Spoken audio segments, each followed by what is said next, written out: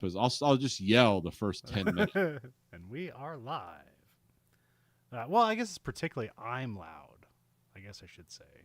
Oh, You're you're never. Yeah, it's never like. But then like I even out. But no. But like it seems no matter what you hit, it's gonna do like the opposite of what you want it to do. So yeah, it's like it's gonna do. it's totally fine. So Yeah, we'll see what happens. I mean, it's better if we're too loud than we're too soft. yeah, because it's yeah. Then it sounds like you're like recording from a grain silo if it's too soft and you up then it's just Yeah, all noise and that was my favorite scene, actually. tell your friends you're listening to the Verhoeven Effect podcast. I'm Godlin. And I'm Nathan. We have another very special episode. We've gotten to 2021 now, and well, I need to change that. Oh well. Oh wait, no, I can do it on the fly. Here we go. I All accidentally right. left it 2020. Now it says 2021. So, 2021's Dune. Nathan, do you have well, I know you have a history of Dune because if I associate any book series with you, it's Lord of the Rings and Dune. So, Yes, I have a long history with the book Dune, starting when I was like 12 years old. okay. Um, but the movie I saw, this was part of the era of HBO, or it was Max. Yeah. HBO, what was that called? On demand? I don't know. No, what was HBO Go? Yeah, it was HBO Go at one point, but there was two of them. I forget. They're like one was like the service, and one was like the mobile version you got if you had an HBO subscription. Okay. And then they merged it all together, and now it's just called Max. So now more or So less this sense. was in the pre-Max era when you couldn't. I mean, you could go to theaters when this came out, but not everywhere. So they just released it on HBO Yeah. streaming. So this my first time I watched this movie. Oh, Uh, did you ever go to the theaters to see it? no, I've Okay. never. I should, but I never have. They haven't because I know they just did like Interstellar, but was back in theater. But I did see that in theaters. So, but yeah, this was not. Did not see this in theaters. Saw it at home, Yeah. but I watched it like. Oh, I've watched it a bunch. It's always fun to compare and contrast this with David Lynch's 1984 Dune, Yeah. which I also consider a worthy adaptation. Yeah. Very strange novel, and also I think might have done a slightly better job at embracing the weirdness of the Dune universe. I don't know. Uh, This is still weird as hell, but it's weird, but it's not like David Lynch weird. no, It's no, no. that was he. I think his the costuming on that move picture was actually superior than this one. Yeah, Uh, yeah. the way it captured the special effects and stuff for the cinematography were not great. No. But for what they were playing with, when you realize, oh, that was a Dino De Well, Laurentiis yeah. film, it's like, oh, well, they actually did an excellent job. But like, well, I remember seeing it when I was a kid, and basically, yeah, if I watched it now, it looks kind of like tame by comparison. But like, if I'd never watched it again, I might as well. My childhood imagination would just had it on equal par with this movie. So, Yeah, um, yeah, because both this and that, you should do yourself a favor and read the novel. yeah, I read the novel like 5 years ago or something. I think Yeah, maybe we talked about it on the show. I can't remember. probably. If there's something I'm going to talk about, it'll be for Lord of the Rings. But you basically like scared me off of the rest of the series because you're like, this is how weird it gets. It's like I don't know if I want to go there, man. Yeah, yeah. Trust me. After Dune Messiah, it doesn't get any more coherent. By the time you get to Chapter House, you're like, huh? Well, what's going on? um, speaking of HBO stuff, have you started watching the Dune Prophecy show? I've watched two of them. Okay, I know that doesn't feel like that doesn't feel like an endorsement. It's okay. It's kind of weird because like it's like they got the production company from Chernobyl and Raised by Wolves together, and it's like, hey, Okay. get in here because uh, the one guy's playing this. I wasn't ready to talk about Dune Prophecy, but the guy who played the weird guy in uh, Raised by Wolves, Yeah. basically playing the same character in this and the same character he played in Vikings. He's a great Australian actor to play the crazy-eyed guy with special abilities that nobody knows about. Okay. There's nothing wrong with Dune Messiah or Dune Prophecy on its own. It's just, the problem is I know what the source material is, and I'm kind of I like the Frank Herbert Dune stuff, and that's all I like. I don't like the prequel, sequel, postquel, whatever stuff. Kevin J. Anderson and Brian Herbert are fine. I like the Kevin J. Anderson's, Star Wars books and stuff, but I don't know, it just never clicked for me. Hey Nathan, what's Star Wars? Or Star Wars. Star Force. Star Force. The tragedy in Star Force. Just like planets, seeing who like they can steal as much food from each other as possible. Yeah. It's basically it's a science fiction universe where starvation is the goal. And human enslavement is the means. It's a strange economy. It would be tragic if anything like that was actually happening in the real world today.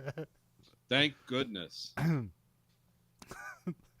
So yeah, this came out October. I think it's also I remember it came out as Dune. It's listed as Dune Part 1. I can't remember. I know I think they threw that either in the opening title maybe, but the advertising was Dune.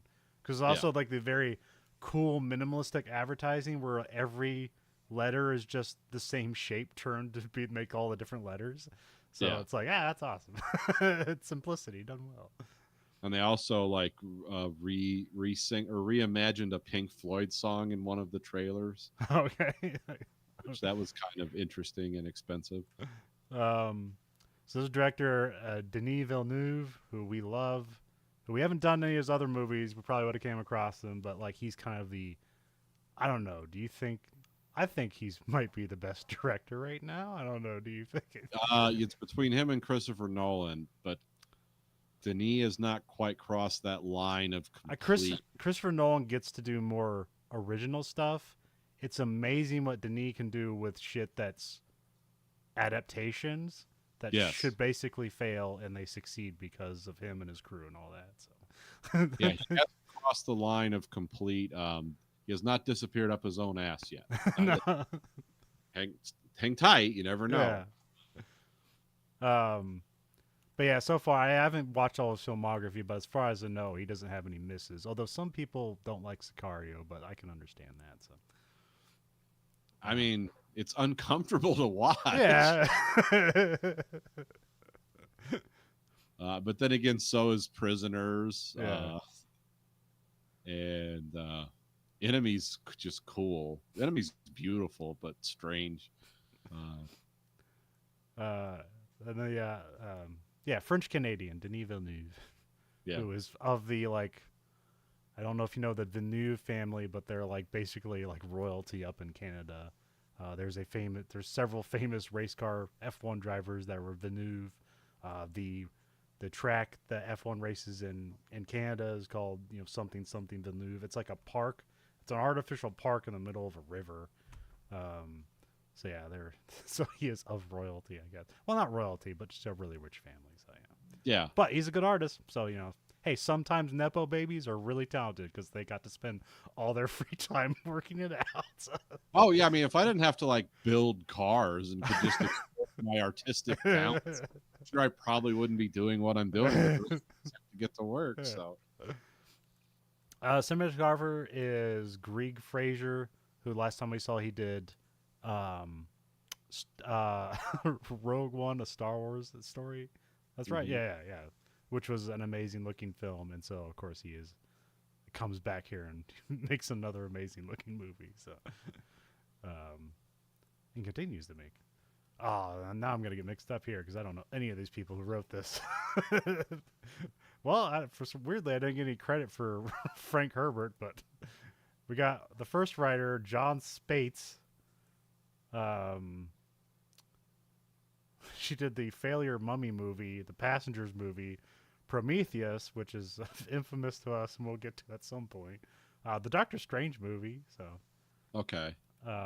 He also wrote Dune Part 2, so they must have kept him around.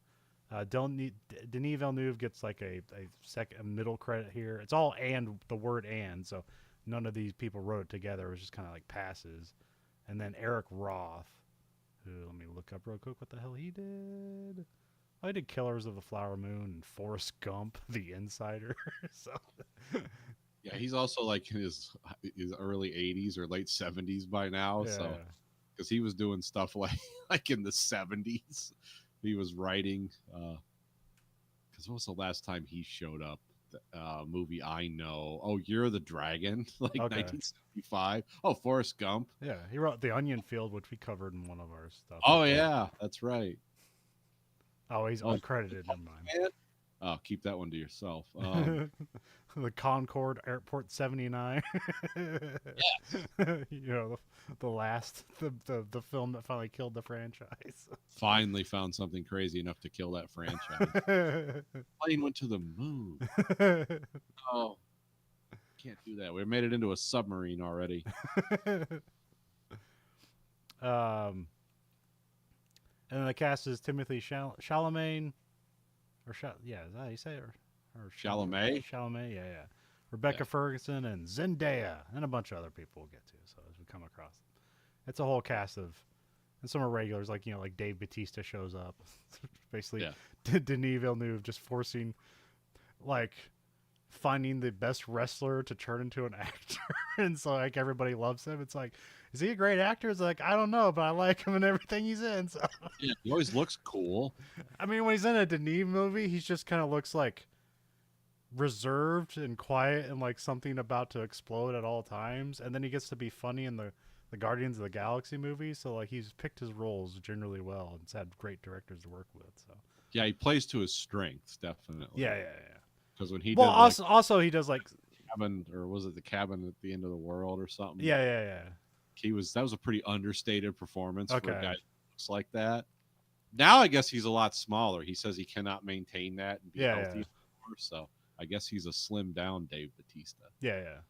But he's still like jacked as hell. So Well, yeah, he's still beat the hell out of almost it. But yeah, he looks more like an like an older biker now. But he still can do all that. But yeah, the maintaining that stuff is. I'm not sure if you have to maintain that with steroids or just a massive amount of food all the time. But so because there's always two things. I always talk about like to get that kind of body. You like either like, oh, you have to do steroids, but like, yeah, but also you have to eat. It's like, can you get that body by just eating? And like maybe, but the actors don't have time to do that, so they get steroids and human growth hormones and all that stuff. So Oh no, Conlon or Grayson knows people that 5,000 calorie a day diets, slamming weights. Hey, you're playing college football. yeah, And it's like, yeah, that's what you do when you're young. I don't know what you do when you're in your 50s, Yeah. but that's what you do when you're well, young. when you're a professional athlete and you're like training 8 hours, like your job is to train 8 hours a day, you'll burn those calories. It's like swimmers don't need to worry about a diet; they can eat all the ice cream they want. So. Yeah.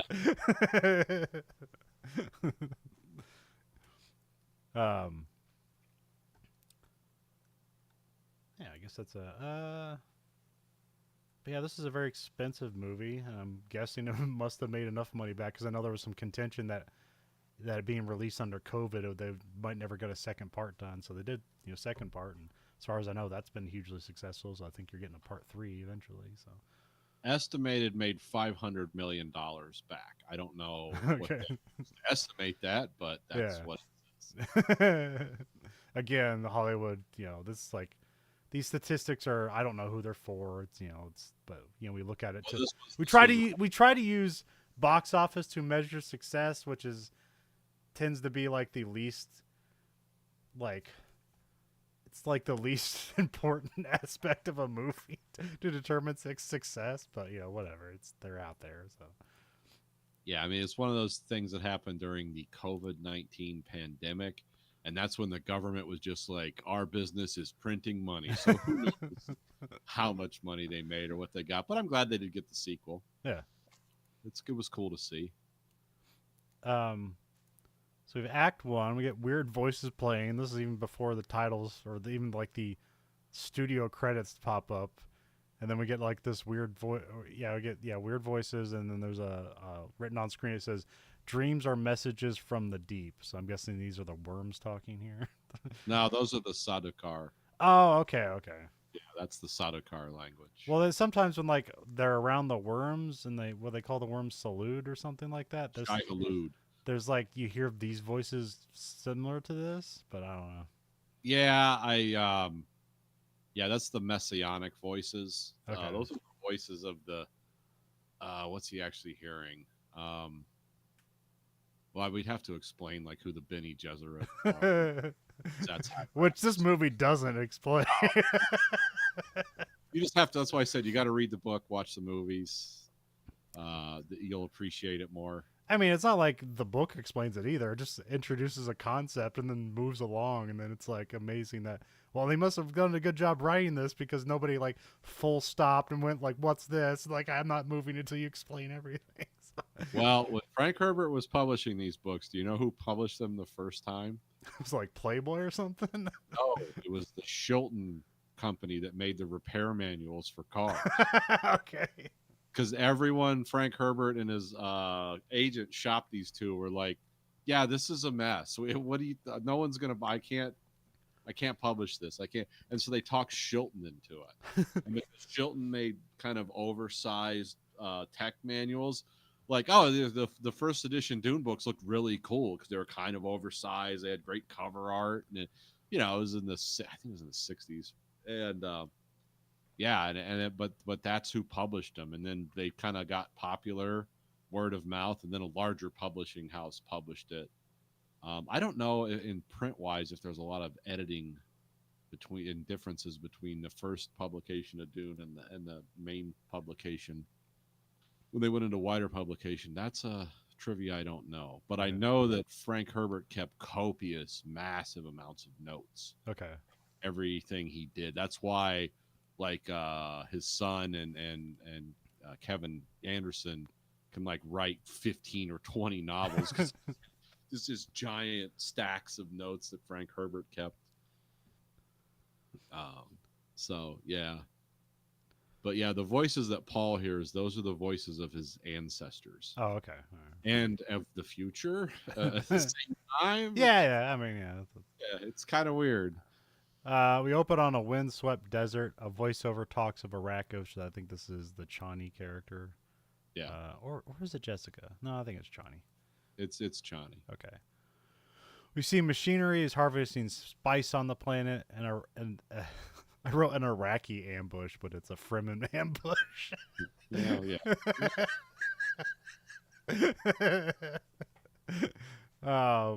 Is waiting. We see a Harkonnen army and Beast Raban Harkonnen. There's just Dave Bautista there. Like all the Harkonnens are just like stark white and like no facial hair and like no body. Yeah, and like have just like weird sores all over their bodies and stuff. So. You find out in the second movie why that is, but it's not clear. But you find out they basically live under a black sun. Yeah, so essentially being microwaved all the times. But the medical science of this universe can essentially make you immortal, not comfortable, but you won't die. So yeah, they're just basically like kept alive artificially because Gedi Prime is basically invasion proof because no one wants to live in a microwave. It's not. I'm doing a very primitive job of explaining it, but yeah, essentially. The ambush begins. People pop up out of the sands. If you think it could be. Then we get like the NSA has. I think this Chani says like by imperial decree the Harkonnens were made to leave the planet. Yeah. Then we cut to Paul Atreides as Timothy Chalamet is awoken by a glowing tire. That's what it looks like. I'd say a glowing orb, but it's like the ends are hacked off. It's a tire. I don't know how else to describe it. So it's the year 10,191. So, what was I gonna say? Oh yeah, Timothy Chalamet. He does a really good job in this movie for like an impossible character to play. Yeah. He basically has to start out as a child and become a warrior and a prince all at the same time, which, like, it was more, which like the 1984 Dune like was like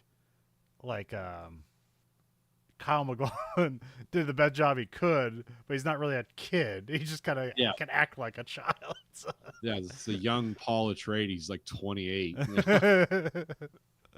And they had to give what's his name? Who played the dad in that? That's the guy from Das Boot. Oh yeah.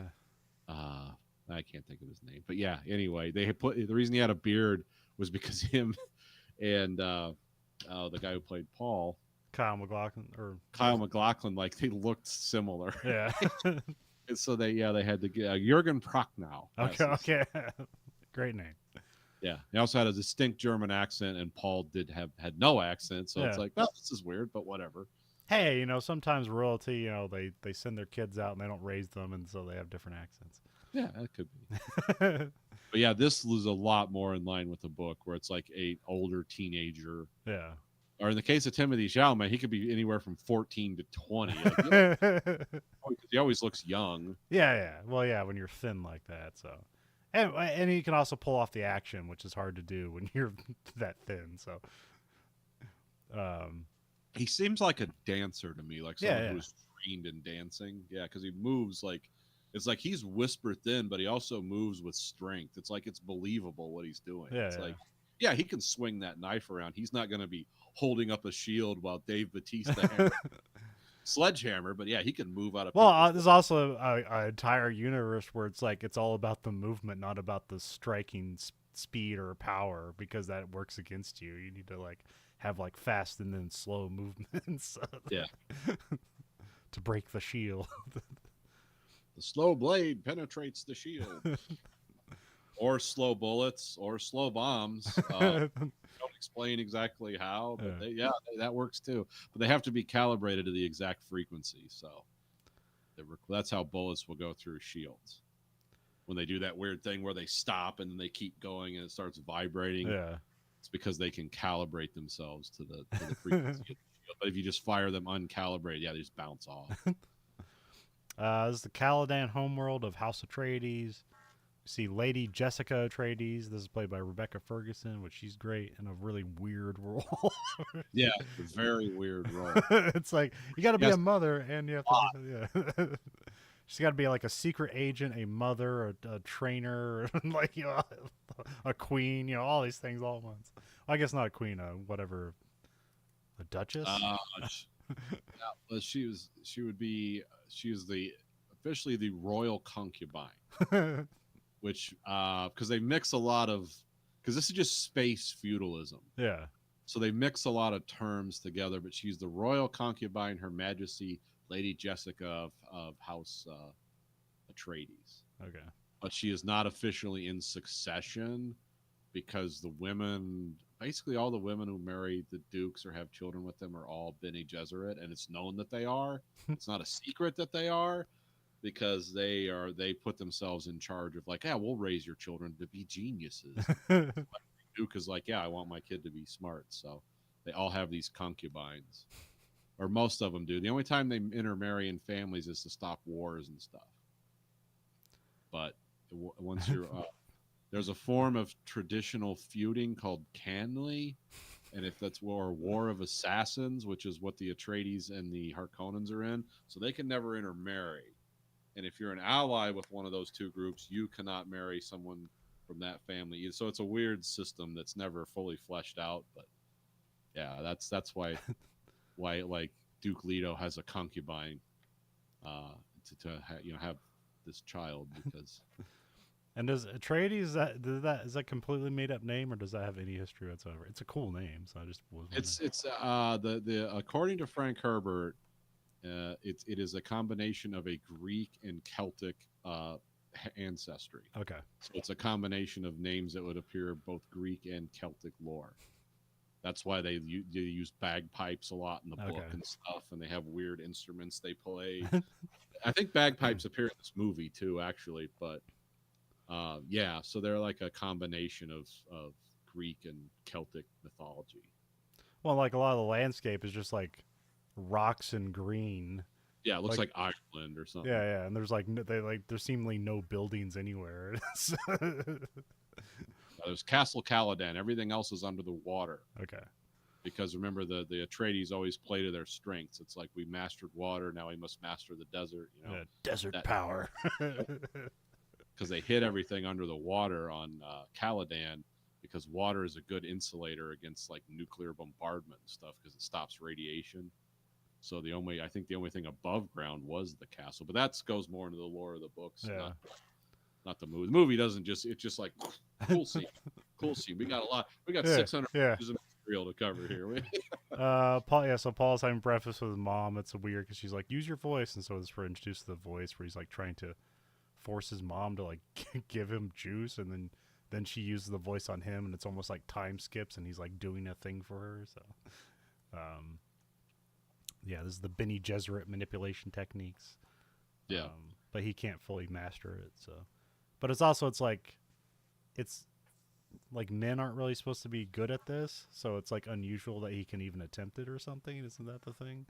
Men were. It's kind of like the same thing in because it's like this is like 10,000 years after the Butlerian Jihad, so that was a war against the thinking machines, which is why this universe has a weird tech tree in it. But I think there were attempts at male Bene Gesserits, but because men are so violent and so predisposed to just want power, it was like not considered a good idea to have men that could use the voice. And there was something about like because all the female Bene Gesserit could like they have the knowledge of their ancestors or something. There's something like they can call on themselves, but I think the males could only call on the knowledge of people they killed. Like, yeah, you're basically a male version of that would be a nightmare. And they that's what the Kwisatz Haderach was supposed to rectify that. It was supposed to bring a balance to that system, but it was at the end that Lady Jessica torpedoed that for the Bene Gesserit. So. Because Paul was not supposed to be male. That was the thing. Oh, okay. Bene Gesserit can choose the sex of their children. Oh, okay. He was supposed to, because she is, well, we'll find out later. But, her father is not revealed for obvious reasons. But she was supposed to give birth to the female, which was the combination of the two bloodlines that would succeed the emperor to the throne through some kind of manipulation. But it was supposed to be a female, but because Jessica loved Leto so much, Paul it was male. So of course it's like, oh yeah, but it has all the same power. We just have to like, oh, can we control him? And like they could never control men with that kind of power. The last good Atreides was his father. Like you'll find out as the books go on. It's like, yeah, Paul Atreides was not his father was known as Leto the Just. He was the last good Atreides. When he became the God Emperor, he was a monster. He was worse than the Harkonnens. It's like, huh, interesting. So the Bene Gesserit were right. Paul gets a history lesson on the Fremen. They have blue eyes from spice exposure. Spice is used by the Spacing Guild for interstellar travel, which they don't. They just have the weird object in space, and then ships emerge from it, which I guess is good. Didn't they do something weird in the '84 Dune one? Where they had it like they had their. It's like they faded and then reappeared in another part of the universe. But then you see what was it? The Spacing Guild pilots, which are just kind of like weird worm people or whatever. Yeah. Which you don't get any of that here. So no, they don't make them quite as but they are that in the books. Yeah. The guild navigators, because spice does a couple things for you. It expands your intelligence. It essentially makes you immortal. The reason the Fremen have the blue eyes is because they're getting unrefined raw spice, so the effects aren't as tempered because it's not as purified. But yeah, the Fremen essentially don't get old and die unless typically they usually die of violence. Yeah. But it takes a long time for them to age and die because of their spice exposure. But when you start refining it, like the Emperor and the Atreides and all those people and how they use it, yeah, they essentially will live, for what we would consider many lifetimes. Those are only the top tier of the population, though. Everyone else lives in hell. So it's space feudalism. Yeah. The Atreides were notable for being fair and decent to their vassals, but they could essentially do anything they wanted to them. You just didn't inspire a lot of loyalty when you're just killing everyone around you all. But fear also works. Yeah. That's a Harkonnen's job. Yeah. Or this whatever the Sadakar are doing. Oh, Sardaukar are just like they're raised as children to be they're like the shock troops of the emperor. So they're like the Praetorian Guard. Because I forget there's all kinds of balance rules in this universe that are set up. It's why the royal houses don't go to war with each other, because the emperor can only have so many troops, each house can only have so many troops, and then it's all economic alliances that keep them from going into going into wars, because Earth and all those planets, those are real things in this universe. They were just destroyed because of the constant wars that were going on. So they kind of came up with these rules to prevent the houses from fighting with each other all the time. So that's this kind of power balance they've created. I don't know how much it comes across. A giant tire ship lands. Again, it's just a sphere with the sides lopped off. There's a royal procession that greets them. There's Duke Leto Atreides, played by Oscar Isaac. Another great role. One of our generation's greatest actors. He's been in a lot of cool stuff. Yeah. Well, in so many varied roles. And he does, for essentially like, hey, we just want you to come in and die. He does a great job with that. So. Yeah. He's become the Sean Bean of his generation. We see Gurney Halleck, played by Josh Brolin. He kind of stands by. The Emperor is offering them to take control of Arrakis, and he accepts, basically out of duty, not necessarily because he wants to, but also it's like, this is the most lucrative thing in the universe. You'd be stupid not to take it. But he also knows, as everybody knows, this is a setup. So control the fiefdom of Arrakis, which is the only place in the universe where spice, or the known universe where spice comes from, would be a incredibly lucrative job. Because, like they said at the beginning, the Harkonnens had more money than the Emperor by the time they were done. Yeah. It's just they started to operate within that system. The Duke lays down a wax seal with his ring, so we get that, shown. And also they just have like old timey stuff in this future world. But actually, that makes sense when you talk about how they don't have computers and things like that necessarily, or at least not artificial intelligence. Well, you come to find out also, if you actually read some of the history of it, that it wasn't really a war against artificial intelligence. It was a war against other men using machines against humans. Oh, okay. It was never like, these robots were super intelligent, but it's like, well, what if you had an army of C-3PO, but they still did everything you said? It's like, kill these guys and don't listen to their orders. So that was the Butlerian jihad was against it. It was against machines made in the likeness of a human mind or something. Okay. But yeah. We got a glider ship lands. We're introduced to Duncan Idaho, played by Jason Momoa, which I think he does a good job, because that was my favorite character in the book, because he just seems like he's just some dude from America. I mean, you literally call him Duncan Idaho. So yeah. Because everyone is always like speaking like very formally and talking about like, the future and everything's really important. And Duncan's like, hey, it's up, man. Yeah. Fist bump. And for he doesn't really have that many scenes in this movie, but he stands out when he's in. Although actually, I think in the wrong way, because he has like the cool beard at first, and when he shaves off, he looks kind of weird. So yeah. Paul wants to join Duncan on the advanced team to Arrakis, so they're sending like Duncan Idaho out there first to basically see like, hey, what's up with the Fremens? Paul talks about dreams and visions he has as Arrakis. And he tells him he saw Duncan dead in one of his visions. And then Duncan says, dreams make good stories, but everything that's important happens when you're awake. So, which is both true for Paul. So. Duke Leto talks with Paul about like political danger, and basically how this is all set up. Like, this is the Emperor setting the stage for a war between the Atreides and the Harkonnen. Leto wants to make peace with the Fremen and like attain desert power. So that's his lasting contribution to this whole universe.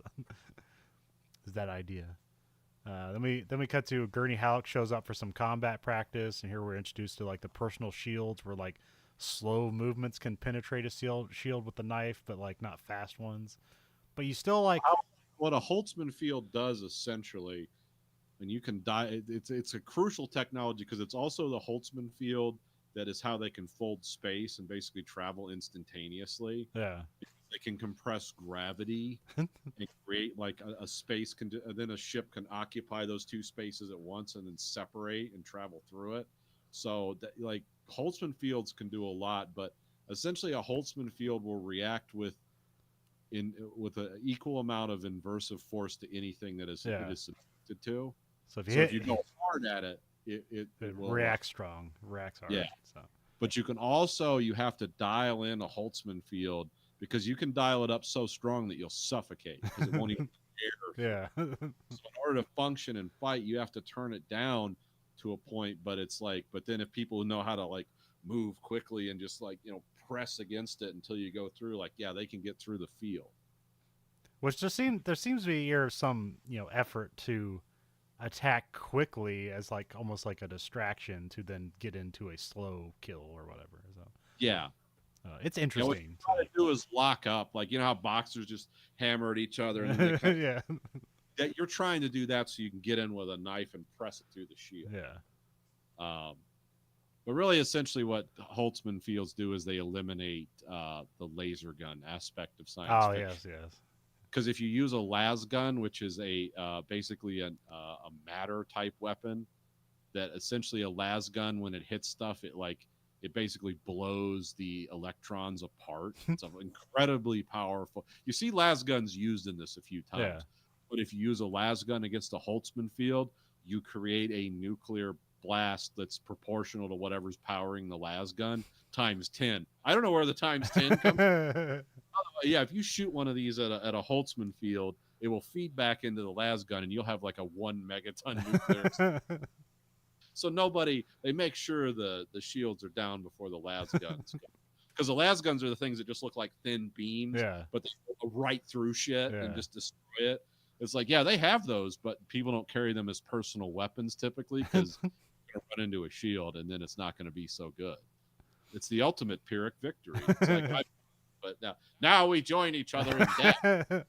Things they say a lot in this movie. So. They have a hard sparring session where Paul kind of comes up short on winning the battle, where he's basically like, he has like 2 knives to Gurney's neck, and he's like, yeah, but I got this sword in your side, so who wins? Like, nobody. And then we get Gurney warning about like how brutal the Harkonnen are. Yep. Then we cut to Getty Prime, the Harkonnen homeworld. We get Raban meets with Baron Harkonnen, played by Stellan Skarsgård, which again, not as boisterous as the 84 one, but it's still a good job here for a very menacing Baron. So. Yeah, more scary because the other guy seemed scary, but like he's like funny almost. effortlessly psychotic. Yeah. Whereas this guy's like, I would love to watch you dissolved in acid. My heartbeat wouldn't get very high. I'd like to see it. This guy's a much more reserved, effective. Like, this is an angry man with a lot of medical problems. We said the Emperor is a dangerous and jealous man, which I guess coming from Baron, that's like and the Emperor must be a horrible person. So. Yeah.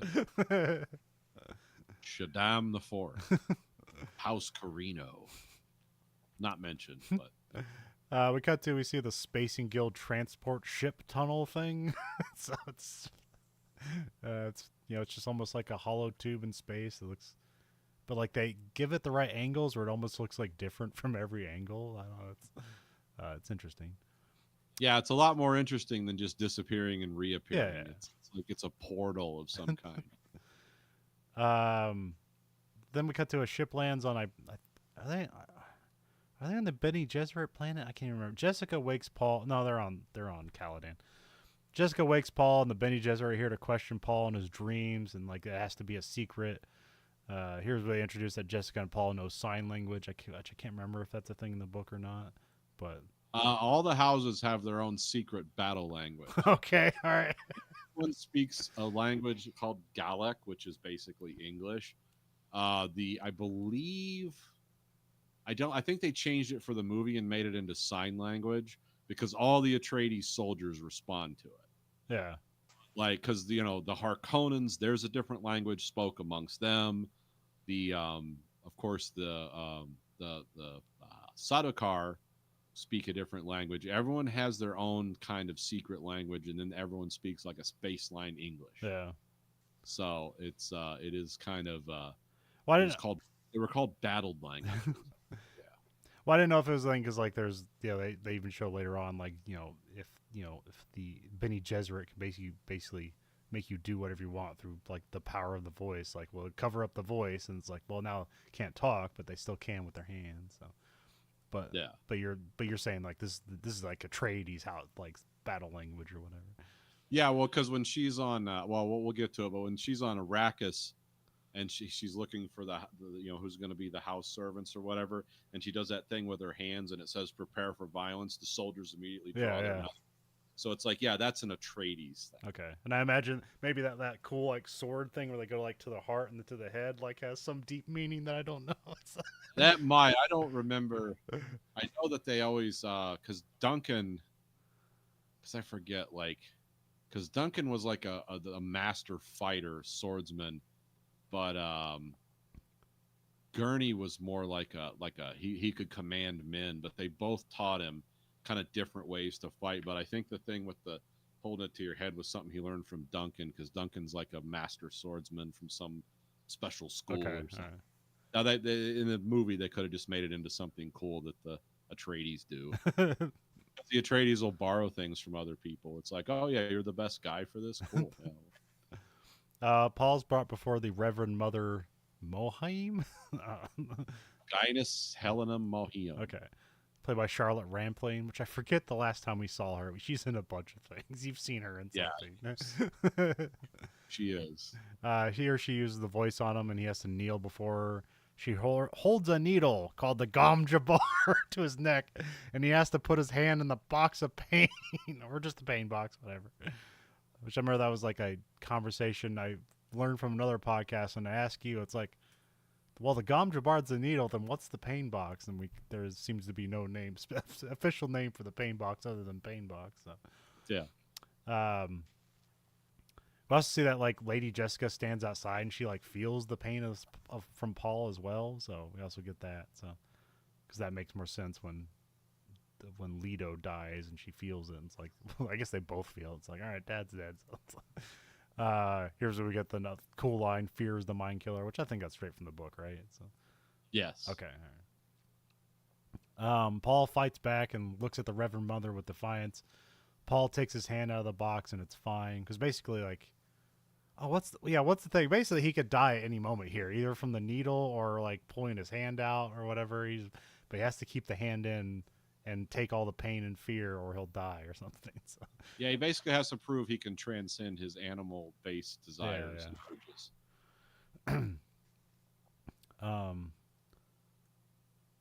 Yeah, and then she says you have more than one birthright, which I'm guessing that's the Benny Gesserit house that he's taking the power with. So. Then Paul tells of his dreams. Lady Jessica talks to the Reverend Mother, who thinks like their power is wasted on a man. They leave the planet. Oh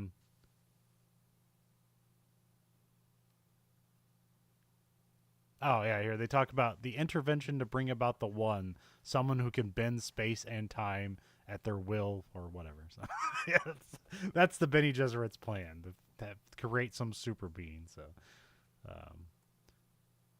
that being the end of Act 1, we get Act 2. A giant ship emerges from the water on Caladan. The Atreides are packing up and leaving the planet. Now, does this presume that like they just abandoned this whole planet, or is there like people left behind? No, there's a caretaker force left there. Okay, all right. So there's still like Atreides on this planet, or do you think they were attacked at the same time? Well, no, they had to use all their forces on Arrakis. Never mind. Yeah, I mean, I'm assuming based on the later histories I know from the book that there was a caretaker force there. Okay. Because one of the guys after the big war goes back. Okay. Gurney Halleck becomes like the what does Paul appoint him, like the something like the protector of Caladan, or he has some kind of name. He basically rules the planet, and he takes care of all the Atreides soldiers and some of the other soldiers whose minds were just melted in the constant wars that were going on. It becomes like a place for soldiers and people who fought on the side of the Atreides to heal and retire. Oh, we cut to that. We see the Atreides ships emerge from the Spacing Guild transport. They arrive on the ground in armor and formal wear, so it's kind of interesting. Yeah. Which here Jessica has like really different formal wear, so I'm guessing that's more her Bene Gesserit background formal wear rather than like Atreides formal wear. You'll see later on in the movie a lot of women, like the Emperor's daughter. This is in part 2. A lot of them have like some kind of facial covering like that. It looks like a lot of metal, Okay. and just complicated stuff. Because you got to remember, all the religious traditions of humanity have like evolved 10,000 years into the future. Yeah. So we don't know, because like the Emperor, it's like, oh, that sounds like very Persian. Like he's the Padishah Emperor Shaddam the Fourth. It's like, oh, he must be like from the Middle East or something. No, that all that culture has like merged together. They just use those old terms. They don't even know what they mean. Because like there's a holy book called the Orange Catholic Bible. What that book is, the tenets of that book are how to destroy thinking machines. Okay. It has nothing to do with Catholicism. Understand is the Bible, but it does too, because it became the new religion of the age. So yeah, there's a lot of very interesting costuming choices in all the Dune films, because it's just like it's like, well, what would our culture look like 10,000 years from now? You know, it's also, if it's been warped through space and time. It's like, yeah, because there's things we do now. It's like, this is what they did in the 18th century. It's like, and you look into it, it's like, no, they didn't. It's complete, like you're just taking the high points, because no one's really left alive to remember what actually happened. So we just assume. We see there's a crowd of Fremen chanting. These are kind of like the city Fremen. Yeah. Rather than the people out in the desert. I mean, they're all out in the desert, but there's a city here. Well, there's one city in the north of Arrakis called Arrakeen. Okay. And it's essentially carved out of solid rock. It's the only place the worms can't attack is rocks. Yeah. So they just brought or found enough rocks here and used their technology. So the city is like one continuous carving, or things placed atop it, you know. Yeah. It's actually kind of cool as described in the books. You sort of get an image of it here, but it's much more detailed in the books. Paul and his mom take a ride on the ornithopter, which this is like the best creation of the ornithopter, because Yes. like I remember the Jordowski's Dune thing, and they show like their ornithopter is like, well, that's psychedelic, but that looks really stupid. And then the 84 one is just kind of like, it kind of looks bug-like, and it just floats in the air. And here you got these magical flapping wings, but like not done in a dumb way. It's like it's really cool. Yeah, they look like dragonflies. Yeah. And there's also a logic to how they work and don't work. And then there's a reason they use them on Dune a lot too, is because you couldn't have like jet engines just sucking all that sand in. Of course, I don't know what the power systems in the Dune universe are, but these seem to like kind of operate like helicopters, but they don't seem to need to suck air into them. Yeah. So for whatever, I assume they have some kind of super fusion technology or something. What's the phrase they're saying? Lisa Gib? I can't remember. Lisan al-Gaib. Okay. Al-Gaib. A voice from another world or something. I think that's what it means. Okay. Yep. They Voice from the outer world. They tour the planet. They see the city and its giant walls that protect it from the worms. We cut to Duke Leto goes over the hierarchy of needs, and basically, if they can't produce enough spice, they're dead. I think this is like they go to a thing and they have like little silos that have spice in it, and I think this is like literally taken from the video games, which like the Dune video game. I think it was Dune 2000. Like was the precursor to like the Command and Conquer series, and basically all point and click adventure games. So it's just like pretty amazing. I've played them all. Yeah. Oh wait, no, there was a Dune, and then later on there was a Dune 2000. That was more contemporary, but there was like the original Dune was almost like little blobs with arms that went like this, and it was very almost 16-bit in a way, but it was a game of like managing resources. Yeah. I mean, but And then, it was a precursor to like Command and Conquer because like you have a harvester in Command and Conquer that gathers materials so you can build war things. yep. You have silos like just all directly connects. Uh, Jessica picks out a housemaid. Like one has come armed with a gift. so, so that's like Nathan talking about, like she's signing behind her to one of the soldiers, like she has a weapon and stuff like that, and then it ends up being like a ceremonial knife. Well, not ceremonial; these things are meant to kill people, but it's like a gift. So, Yep. so that becomes their housemaid, and they take the knife. Um, does that end up becoming a thing later on, or does this knife just disappear somewhere? They're called Chris knives. They're made from the teeth of sandworms. Oh, okay, yeah. And the only thing about them in the Fremen tradition, if you ever draw, you have to, and you don't kill someone, you have to cut yourself with it Okay. because they can't be drawn unless blood is spilled. Okay. All right. That makes sense. Huh? Yeah, it's more of a Fremen tradition thing because there's other knives and weapons in this universe that is like these are just like really cool knives with a particular tradition behind them. They're not necessarily superior, inferior to anything else. It's just this is made out of the tooth of a sandworm, It's like, yeah. and that's cool. Yeah. It's like, it's a great way to have like, hey, here's a cool weapon, but also there's like an emotion and culture behind it, which makes it more important than just the mechanisms of the weapon. So Yeah, this is like the coolest knife since like the Klingon knife where the tines fly out. Phoenix knives. Yeah, yeah. Let me cut to it's like Paul's bed. Oh no, Paul's watching a video record of worms, and then also it's also history of the Fremen. And then we see like a silent but like sneaky assassination thing sneaks through the door. It's just like this kind of like bug-like mechanical thing that's very small. Yes. Paul sees it and hides in like the bushes of a hologram, which is kind of a neat thing.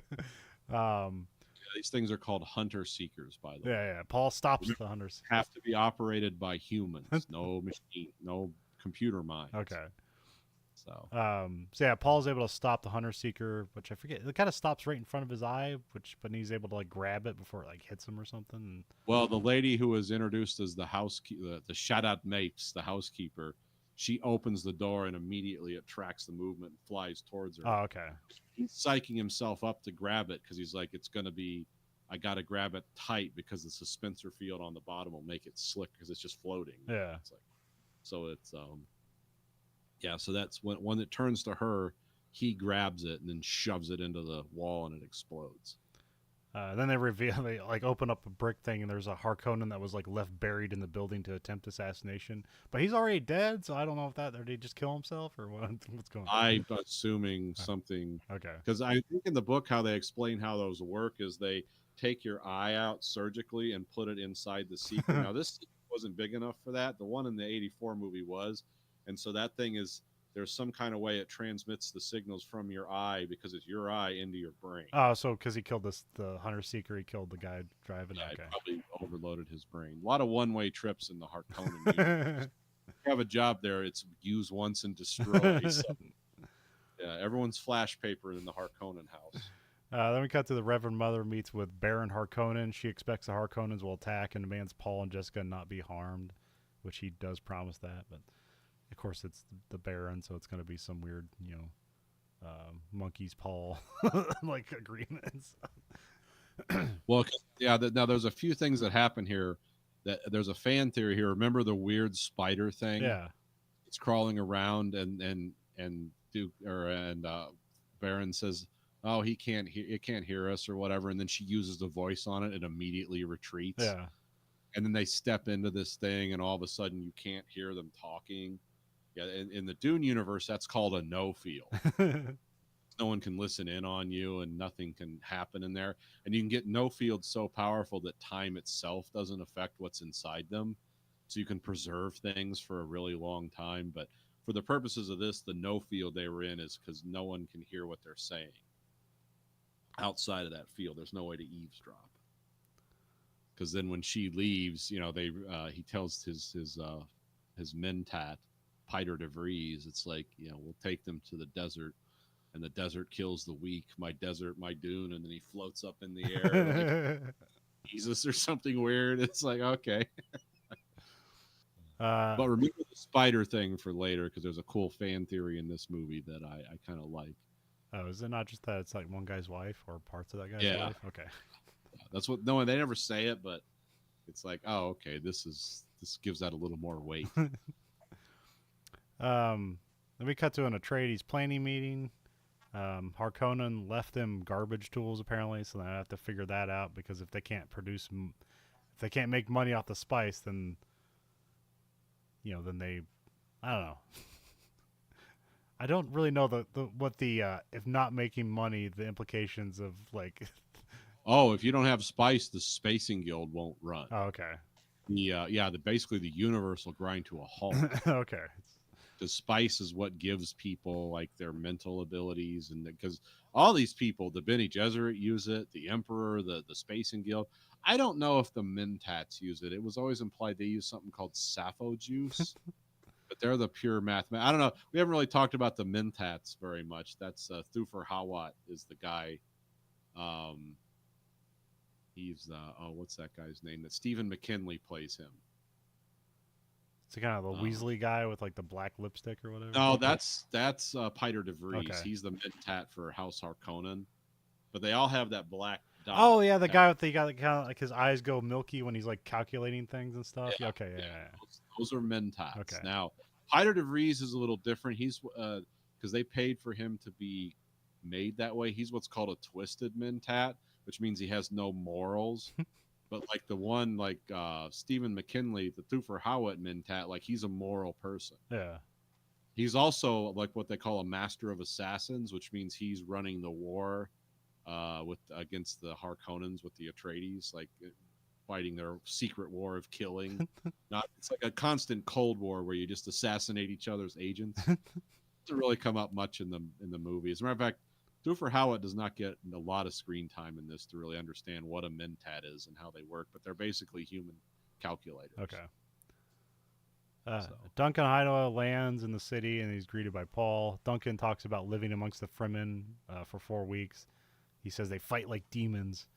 Then we get introduced to Stilgar, played by Javier Bardem.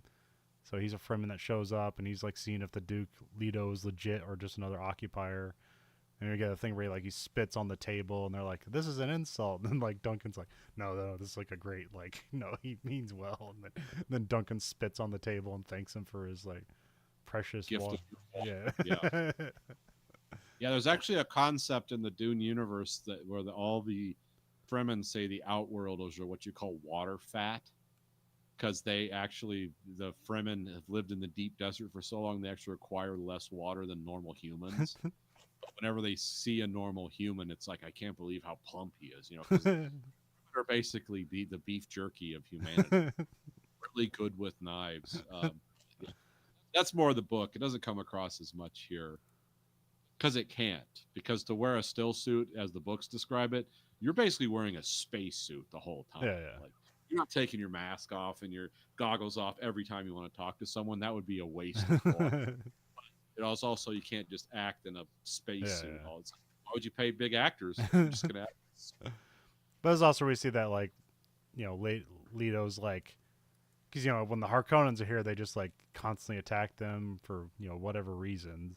And here he's like, yeah, we're not gonna go into your secret cave things. You have that all I want. All we want to do is mine spice and get out of your way. And so he's like, well, that sounds good. So.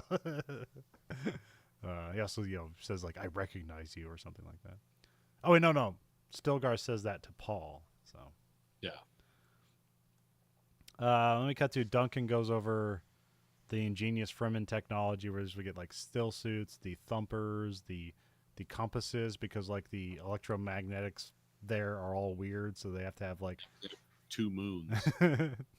So they basically have to have this compass that's incredibly complicated to actually find your way through. We cut to the Duke and Paul are heading out to look at spice production. Here they have still suits. Here we are introduced to Dr. Kynes. She checks their suits. There's an important bit where Paul wears his suit like naturally in a Fremen way, and like she's like, who taught you to do that?" And he's like, "It just seemed natural." And of course, this is all leading up to the basically the this is like prophesized and stuff like that. So, which this movie's like putting well in the book too is like it's like fighting that and embracing it all at the same time. So. I mean, it's a book, so it's like it's prophesized because it was written. so, so yeah, whatever. But it's fun to debate those things.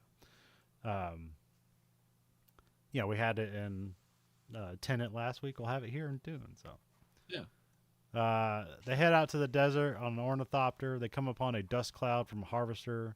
Here they talk about worm sign, which is basically a sand wave on the surface. It's like a worm's covenant. So like, when worms like hear rhythmic thumping on the surface, they'll come eat whatever that is. So, for reasons, I don't know. Do they need the sustenance? Who knows? Worms are the only aliens in the Dune universe. No other aliens in the Dune universe. A lot of that throws a lot of people at first. Like, nope, nothing but worms are aliens. Everything else was. So all the houses came from Earth eventually, and just were warped by the planets they were. They stuck in. By the planets, warped by their technology, warped by the spice. The harvester's made aware of the worm, and they call in a carry-all, which is a thing that just comes in and balloons it away. But one of the harvesters, the carry-all fails so they need to evacuate, and so the air squad moves in to rescue. Paul steps out and feels the spice-filled sand, and so he's kind of like taken back by it at first. And then Paul starts hearing voices because of this, and then he kind of like dozes, like he gets lost in thought during the rescue as the worm approaches. Gurney grabs Paul and gets him to the ornithopter as the spice miner is swallowed by the worm. Which they have this cool thing where like the ornithopter, like what do you call that? Like with the landing way or the little thing that hits the ground, so the walkway, and they're like hanging off the walkway, and like the camera's aimed down so you can see the harvester, being swallowed, but also the ornithopters in the foreground. So it's just a cool looking shot. So it shows you how huge the worms are because it basically just ate a house. So, yeah. Which again, I don't know. Don't know the digestive system of the worms, but it can eat people. Well, not rocks, but it can eat mining ships. And presumably, that's what makes the spice, right? Just the worms moving around. Yeah, there's something. It's called the spice cycle, and nobody exactly understands it because they've tried to replicate it later on, and of course, it's a disaster. So nobody understands exactly what the worms are, or how they work. They understand some things though. Then we cut to Duke Leto is angry at Dr. Kynes because she's not worried about the bad equipment because she's supposed to be like, in charge of this handover, but she's like lived on for Arrakis for a long time, so she's basically a Fremen, but now she's like beholden to the Emperor as well, and so she's kind of like playing both sides in a weird way, which it's like, oh, she basically knows like the Emperor's going to betray you, but I just can't tell you that he's going to betray you, but I will help you where I can, but you will be betrayed. So like, yeah, her character is interesting and weird. Paul gets checked out by a doctor. He has further visions of Chani, who is played by Zendaya. He sees himself getting stabbed. He sees Jessica with face markings, blue eyes, in a Fremen place somewhere. And this is where he figures out his mom's pregnant. He's like, how would you know? It's like, I don't know, these weird visions I'm having. The spice I was just like introduced to. So, and his doctor, the guy who checks him out, is called a Suk physician. Okay. His name's Dr. Wellington Huey. And the thing is, with like, there's not very many physicians in the universe. And the ones that they have a diamond tattooed on their forehead, which means they cannot. It's like an extreme version of the Hippocratic Oath. Okay. They're mentally conditioned not to cause harm. Okay. Which means you can trust them implicitly with your life. Another weird thing about Suk physicians, there's no like computers and diagnostic equipment in this universe. So they have to be able to tell things about human physiology by touch and sight and smell, and it's like a wild thing. But they can now they're masters of like organic chemistry and stuff. Like they can apply healing herbs and all that, but they're like just the mentats of being doctors. Okay. But it's important to remember, like, you have to trust them implicitly. So and only rich people have access to physicians. Everyone else just gets robot grafted onto them or whatever the hell they're doing. So yeah, there's not very many physicians left because essentially once they lost all their diagnostic equipment, it's like, well, how can we be doctors? And it's like, well, it's a fierce battery of training and only 1% of you will make it. Oh. Then we cut to the planet Seleucia Secundus, which is an Imperial Army planet. So this is basically just an entire planet just of troops, I'm guessing. Well, actually, you say the troops are limited. Are brought as orphans and trained from the time they're children to fight. Okay. Troops are gathered in some blood ceremony where people are being drained of blood and the blood is painted on the troops. Are the people being drained killed, or is this like... slowly being drained of blood? Okay. Now, people that defied the Emperor in one way or another. Okay. So the Sardaukar bathed in the blood of their enemies. Okay. Purify them because they're only loyal to the Emperor, and they are the best fighting force in the universe. Okay. And then we have like the weird chanting that's kind of cool. So.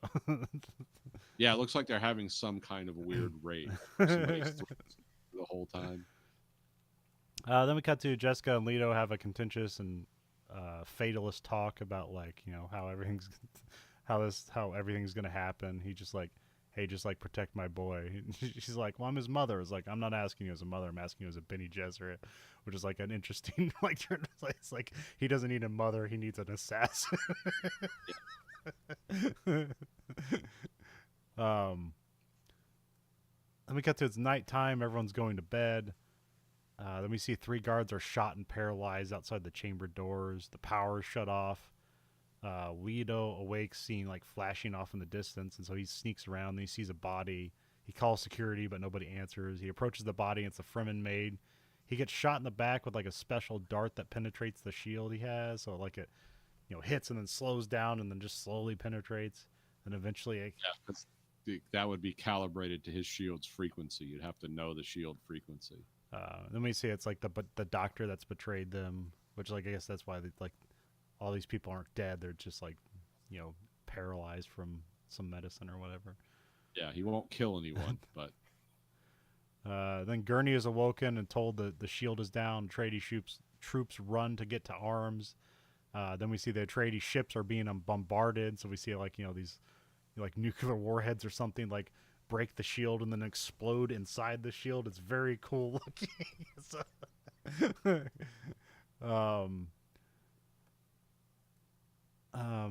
The soldiers land and deploy troops. Gurney kills some guys quickly and runs into battle, so the Sardaukar don't really seem like that.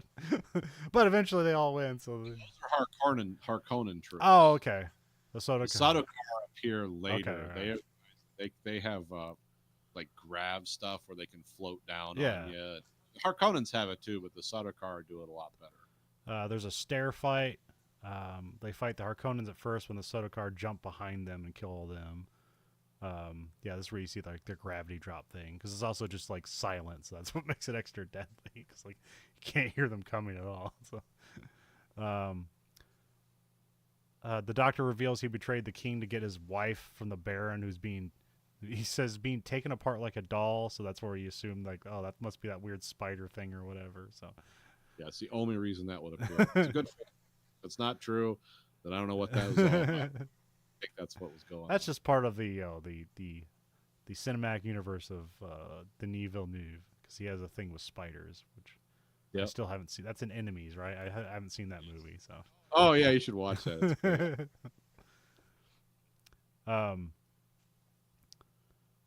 The doctor promises to help Paul, and he takes the ring from Leto. He gives Leto a suicide tooth, because like he's like, well, this is the best I can do for you. Which is actually an amazing assassin's weapon. It's like, because who would think of that? Because that even passed like security in the Dune universe, which is comprehensive. Like, they know how to look for assassin weapons. It's like, nah, apparently not that. Duncan fights a group of Sodakar. He looks for Paul but doesn't find them. We cut to Paul and Jessica are being taken away by Harkonnen troops to be dropped off in the desert and left to die. Thus, the Baron keeping his promise to not kill them directly. They mention one of the guards is deaf. So this is how you know the voice is purely a physical thing and not just a mental thing. Yeah. Because how the voice works is that the reason it has the weird tone and pitch, it bypasses the part of your brain where you usually like see, think, do. It just goes straight to do. It bypasses everything else. That's how the voice works. But if you have a guy who can't hear, or you removed his eardrums, which the Harkonnens would do that. I don't know if it's the case here. I think they actually had a deaf actor do this, but Yeah. it's like, yeah, the voice will not work on him because he can't hear you. So it's not just like a mental clairvoyant thing. He has to hear it, which is kind of cool. It kind of establishes boundaries in Yeah. this universe where there is no infinite power. And a disability can work to your advantage. Yeah. Then we cut to Duncan fights his way to an ornithopter and makes an escape. I think this is why he's escaping. We get introduced to one of those laser cannons you're talking about. We see it. Las guns. Yeah. See, they wait until the shields go down because the shields get knocked down by rockets. Yeah. And then once they know his shields are down, yeah, the ship-borne las gun cuts loose and it shoots right by him and cuts into parts of the city and things explode around it. And yeah, so that's when you see how deadly effective those are. Also, the Fremen use them against Harkonnen harvesters too. Okay. That opening scene, it's the thing that shoots right through them. Because you can't. Oh, another thing is you can't use shields in the desert because it'll drive the worms insane. Use shields in the deep desert because all a Holtzman field is a Dopplering, vibrating, overlapping energy field, and yeah, the worms. I forget what they said. They said it drives them into a killing frenzy. Like you get hundreds of worms, and they'll start killing each other. So, but then we see shields being used later in the desert. It's like, okay, but it was a cool cinematic. Yeah. So. Also cool like shifting sand stuff in this movie. I forget what that's called, but it's like where it's like it vibrates and shifts and basically things fall through it. There's like a that's when the worms are appearing. Yeah. We come back to the ship with Jessica and Paul. The Harkonnens are weird and rapey. Paul is trying to use the voice on him, but it's not working. He fails the first time and he succeeds the second time. Jessica has her mouth covered, so she can't use the voice, and then she starts using the voice. So Paul gets the guy to take her the mouth guard off her, and then she tells that guy to like kill the guy that's deaf. And then she grabs knives and basically kills the crew. The ornithopter lands, but then it shuts down because like the Harkonnens give it like a kill code or something when they don't respond. Jessica and Paul run atop a dune to see the city on fire and all the Atreides forces defeated.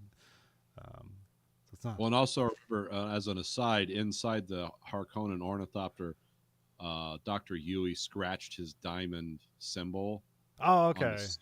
So that's how they get the equipment to survive in the desert. Right. Okay. For some reason, I thought that was Dr. Kynes that did that, but it makes more sense because of the diamond thing. So, all right. Yeah. No, Huey knew he was betraying them, but he just wanted to end his wife's suffering. Yeah. That meant more to him than for some reason, like, dude, you're a Suk physician. Just work with Thufir and make some poison that would, like, turn Raban into putty or something. There's ways to get back at these people, but it wouldn't make for as cool a story, Then we cut to... He was actually ultimately almost kill Baron Harkonnen, so I guess he did in a way, dude. Yeah. We cut to Duke Leto's left naked in a chair at a large dining table. This is a PG-13 movie, but this is like the most R-rated PG-13 movie I've seen. Yeah, they really... It feels unsettling all the time and seems very violent. Well, remember when they show the occupation of Arakeen and they see all the Harkonnen troops marching down the aisle, and then there's the Baron just floating along beside them, and that's a really weird scene too. It's like, oh, this guy is so weird. Baron is lusting over some food. Apparently, he likes how the Atreides cooks or whatever. Yeah. Baron kills the traitor doctor and presumably his wife because he says you can join her. And then he like cuts off his head or something. I can't remember. Yeah. He kills him with a knife. Yeah. um, then we cut to Jessica and Paul get the kit, which I guess is from the Dr. Yui, which has like a tent, a special tent that holds moisture, and they have like still suits in there. Yeah. Then we have like then we cut back to like Baron's kind of like hovering over Leto, like like he's in victoriously as he can't do anything, and then Duke Leto whispers to get Baron to get closer to him, and then as he gets closer, he hits him with the poison tooth, which we see. Now remember, Baron taps his shield real quick before. That's the only reason he lives. Yeah. Kind of too, because he flies to the ceiling, which I guess helps. But like, it was revealed that Baron survives barely, but everybody in that room dies. So.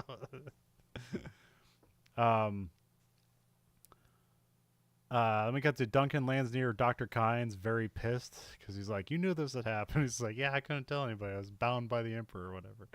Then we cut back to a clean crew goes in the poison room, and then we find the Baron is choking and holding onto the ceiling, which is kind of weird and pathetic. So that's and everyone in that room is like dead, like their bodies are desiccated. Yeah. So whatever kind of poison that was, it was pretty effective stuff. Because remember the guards at the door, when they see it happen, they just slam the doors. Like they're not even rushing in. They're like, this also means that Duke Leto is dead as well. So yeah. Killed them all took himself out trying to take him with him. So Paul has a vision of him fighting with the Fremen against Harkonnen. We cut to morning. They make their way out of the tent, which is now buried by the sand. Then Duncan shows up in an ornithopter. Then we cut to they're flying at night through the desert.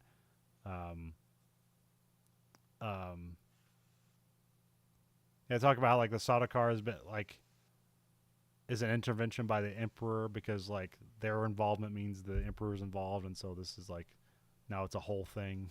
So now it's the Emperor and the Harkonnen versus the Atreides. They basically just wiped out the entire Atreides. And the Emperor is supposed to be an impartial force, not a feud. So I think it means like the laws of Canley have been broken. And you can start using house atomics on each other and stuff. That's how they get away with it. Well, we'll talk about that later. Dr. Kynes brings them to an ecological experiment to like bring water to Arrakis, but it got abandoned when they found out like the spice was more valuable. And it's like, well, we need the desert to have the spice, so no reason to bring water here. So. Yeah, water is toxic to sandworms in large quantities. Okay. That's how the Fremen survive in their places, because there's a lot of water there. The worms won't go near it. Sardaukar troops move in silently. We cut to Paul sets up a scenario where he can like marry one of the Emperor's daughters. That's kind of like a weird go-between. It's like, well, we don't have to fight if I can just marry a daughter. So, we see the Sardaukar descend through the spoke of the structure silently. That this like water thing was supposed to be. There were Fremen there, but they have left in advance. Well, actually, they just buried themselves or whatever, and then they pop out of the sand and attack the Sardaukar. Duncan locks Paul in this room while he fights the Sardaukar. Duncan like eventually kills a lot of these guys, and then he eventually gets stabbed and overwhelmed. And then the Sardaukar bring out the laser gun to try to cut through the door, which we see just cut through the door and everything beyond it. And but then Duncan pops up once more to fight, but then he just eventually dies again. So they get out of there. Kynes distracts the Sardaukar and like calls a worm to basically eat her and them. So that being the end of Act 2. So. We got Act 3. Paul has a vision of him fighting with the Fremen against Harkonnen. Oh wait, I just wrote those notes. Oh, these are out of order. Okay, well, where am I? Oh, did I not write the rest of my notes?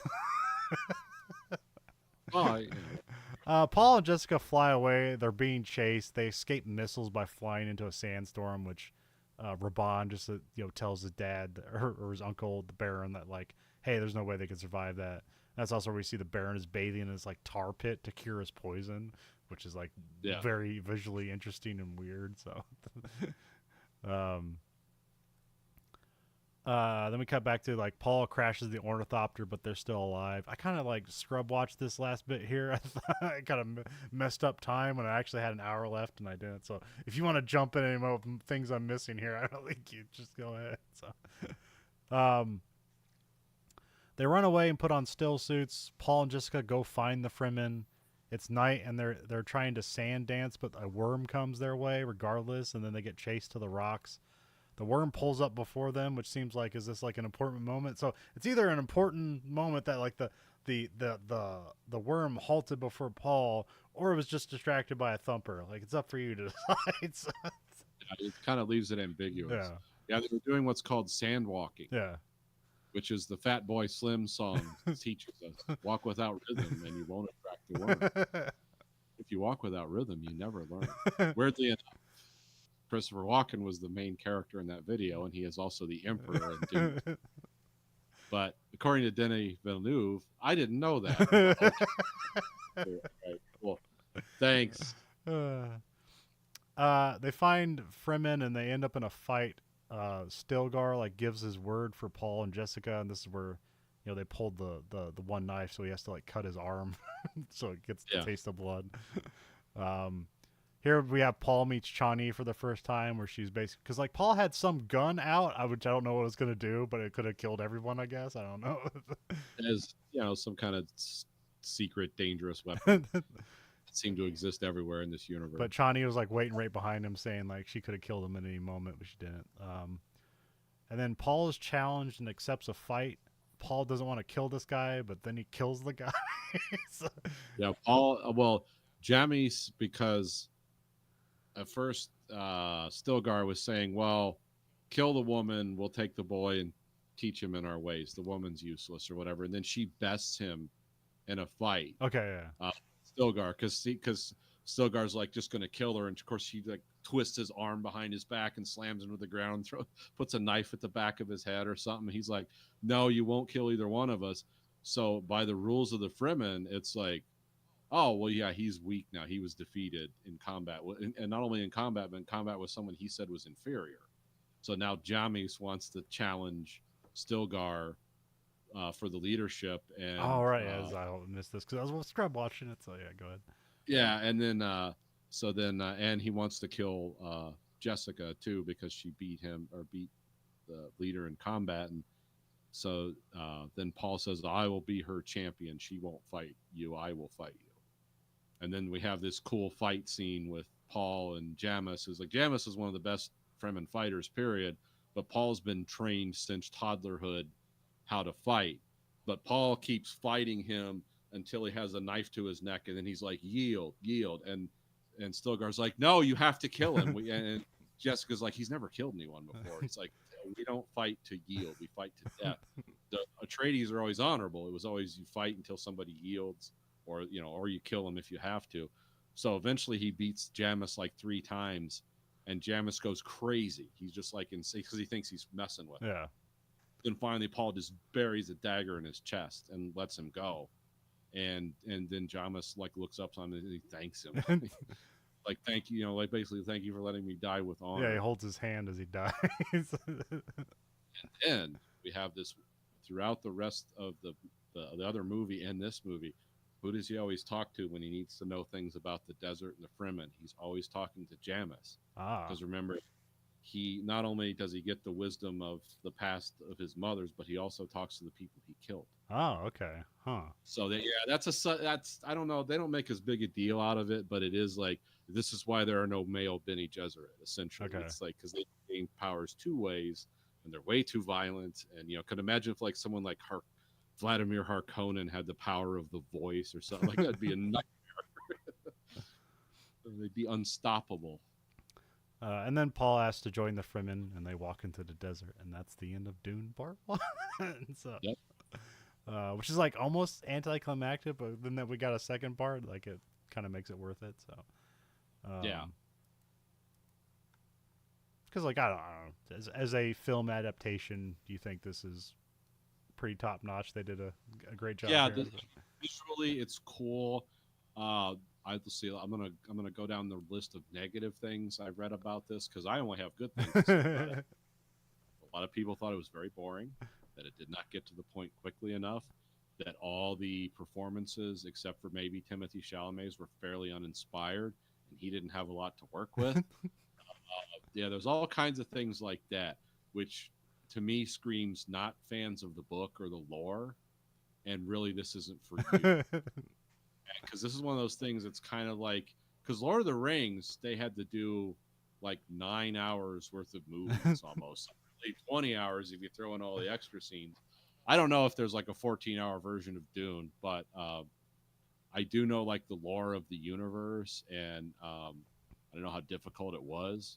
I mean, even in talking about this movie, we had to skip over so much shit. It's like a 15-hour podcast about every detail and minutia of Dune and how it compares and contrasts to 1984's Dune or the book Dune, the novel.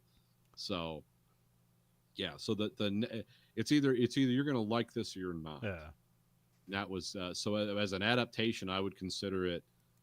I mean, read the book. I would read the 601 pages.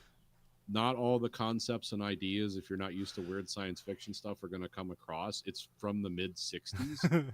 It's an older, It was older fueled by style drugs. It was fueled by drugs. But it's like if you like it in any way, I'll give all the movies a chance and watch 1984's Dune also, the David Lynch Dune. Because there's even further things you can go. There's like a Disney cut that's like 4 hours that basically explains everything with like motion pictures and text and everything. But yeah,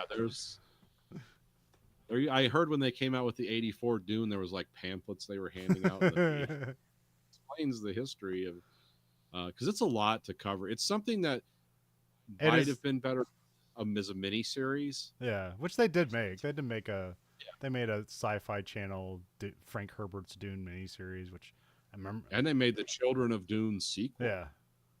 Which I was surprised. It's like, oh, you're going extra deep. And it wasn't bad. It wasn't, I mean, it was like a lot of BBC type actors, and it had a lot of heart, but didn't have a lot of budget. So it was like, this is the movie where it's like, oh, the style of this movie is amazing. Yeah. Like they hit the budget right on this. They got everything down pat. It looks beautiful. Scene by scene, it's almost perfect. It's the way it's envisioned. Yeah. Now, the difference from the Dune 1984 and this book is this was a David Lynch choice, because in Dune 1984 they had a secret sonic weapon developing. It was called the Weirding Way, which is actually referenced in the book, but that just means a way of fighting that the Fremen aren't familiar with. Okay. Stilgar says to her when she like twists his hand behind his back and has a knife at her neck, he's like, "Damn woman, where'd you learn this weirding way?" Well, that became something they extrapolated on in 1984 Dune, where you could have guys attack with these weird sonic guns, where you say a word and it projects sound. Well, they said Paul's name, right? And that was like, okay, yeah. So, but that was not in the book. Okay. That was something because he says, well, this is Kung Fu in the desert, and I'm not filming this. that makes more sense. It's like, oh, the Atreides have a secret weapon. That's why the Emperor fears them, and the secret weapon enables the frisky desert rebels and the lost son of the Atreides house to defeat him. Instead of like, we're going to do Kung Fu in the desert. It was kind of cool at the time because you didn't have all these, live young actors that you did in this movie, and you didn't have a lot, couldn't do a lot of the stunt work and all that. It's like, yeah, give them a super weapon. It solves a lot of problems. We don't have to do all kinds of training with the crew. We can just like, yeah, they fire an energy gun, but it also defeats the like whole lore of the universe. It's like, well, energy weapons when they collide with shields. Yeah, but it was it was like a metaphorical energy weapon. It was a lot of cocaine consumed. I'm sure. No, one thing I could see like someone being like maybe mad about is like the advertising basically has Zendaya in like every like third picture in the trailer, and she's like in this movie for like literally 2 minutes. Yeah, in the next movie she is like in it literally every other scene. But yeah, Timothy Chalamet looks so cool together, and you're trying to appeal to get people into the theater. Yeah. And unless you want a bunch of 50 and 60-year-old men that are just like sci-fi lit fanatics. It's like, no, you have to appeal to a broader Yeah. audience. So I can see why they advertised it that way. But I remember being like, I remember thinking Blade Runner 2049 was just like, that's just like setting you up for failure, and I thought that was a major success. And here's another thing that seemed like, well, it seems like people have tried to adapt this many times and they've never accomplished it. Like, what are you doing to me with like a $300 million budget? It's like, I guess making like a near perfect movie. I don't know. Yeah. Well, I mean, We for haven't at least for talked about Horodowski's Dune because that never made it yeah, off the board. great. That would have been wild. Yeah. I think Denis Villeneuve has proved to everyone now he's going to do Horodowski. He can fucking do it. So. 12 hours long. uh, He's been training his son since he was 5 to play Kratos. So yeah, there's a lot of Dune stuff out there. So Yeah, soak it up. It's literally everywhere. What? Where are those? Well, we're sending a probe into space from the Spice Guild, containing a supercut of the imperfect scenes from the imperfect collection that is the Verhoeven Effect. Nathan, what one scene from Dune are you shoving into space? Yeah, that's really tough because so many of these scenes are thematically beautiful and they fit together well. I would guess when the Herald lands on Caladan to proclaim the change. It's like, because what it establishes is like there's a lot of things going on here. You don't understand any of them, but it looks cool. It's really cool, but you're not given an explanation. Okay. I know some people would like the invasion of Dune by the Harkonnens to attack the Atreides, but that wouldn't really be very clear what was going on. It'd be cool fights, Yeah. But yeah, a lot of this movie is beautiful scenes of things going on that almost require a reading of the book. Yeah. Don't necessarily, but it'll definitely enhance your appreciation of it. And if you read the book and hate it, well, don't watch the movies. It's not going to. It's like, well, this one. You spent 12 hours to save yourself 2.5 hours. Yeah. It's only 600 pages. It's not that long. No. I mean, well, it'll take me forever to read it, but that's for other reasons. So. Well, there's also like Audible books. Yeah. And Oh yeah, I can run right through that. when I read books, I get inspired, and then I just start writing my own book, and then I'm like 30 pages in, and realize I haven't read a fucking thing. So that's what happens every time I read a book. So. I would do that this way. Clearly, what was I supposed to be reading? No. So now you understand my frustration. While Audible books are way easier to get through, especially when I can understand them at 2 times speed. So I can't build 5-piece track assemblies link by link and read a book, but I can listen to a book. You can find us at Letterboxd, username VHE, 1 out of 5 stars. What are we giving Dune? I'm giving it 5. Okay, but I'm biased because I like the book, I like this director, I like his movies. Like I said, I've said it before, he's living my best life. Yeah. He's adapting and reshooting my favorite movies and books and ideas and it's like it's what's possible when you're just this handsome French Canadian guy. Well, we're going through these movies. We're kind of like expecting because they're kind of like this consent that like just modern movies right now they don't have any lasting value and they just come out and do huge things, and so there's nothing. But when we're watching a lot of these stuff from the 2010s and stuff, like these are like essential movies. Like these are like as good as anything from the 70s. But we're running into like the 2020s, and it does kind of feel like there's, like this movie aside, there's kind of feel like, oh, there's a drop in quality, not necessarily production wise, but just like coherent movie wise. Well, plenty of $200 million movies, but they involve superheroes or very well trodden franchises with like wide appeals to huge audiences. Blade Runner 2049 and Dune, like that is a roll. It's all those movies are well regarded, well known. Or the books, at least the original Blade Runner was, but that's a huge roll of the dice. Like, can we get enough eyes on this to make it worth our time? Regardless of how beautiful or well made it is, is anyone going to go see this? And it did it all surprised me. Dune was not or Blade Runner 2049 was not near the success that the Dune movies were, but it still was like, oh, they didn't like lose $100 million on it either. So, uh, yeah, it is And that was amazing. such a fool's errand to do to follow. Oh yeah, I'm gonna make a sequel to the most beloved sci-fi, a genre-defining sci-fi movie from almost 35 years ago. Yeah, good luck, pal. and, Many have yeah. tried. And like I always say, arguably made a better movie, but not a more influential movie. So, Right. um, Well, everyone hated Blade Runner for the yeah. first 10 years after it came out. Then it was like, this was a work of genius. In 1984. Well, you can find us at verhoeveneffect.com. There we have listener support. You can support us at a monthly segment on 99 cents, $4.99, or $9.99. You can rate our podcast. You can rate our podcast whatever you want, but the only thing the algorithm listens to is the highest rating. So remember, give us the highest rating. Buck the algorithm just for, the hell of it or whatever. And it resists machine intelligence. We're carrying out our own Butlerian jihad. Is that the right? Is that the right one? Okay. Yeah, but now you've said the J word, so now we're on a list. The Butlerian yeehaw.